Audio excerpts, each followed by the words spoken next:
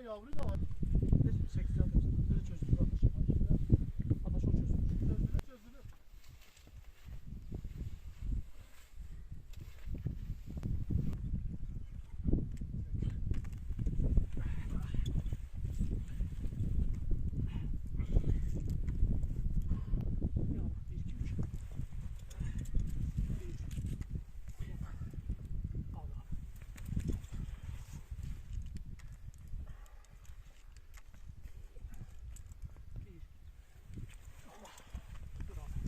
Son bir kez.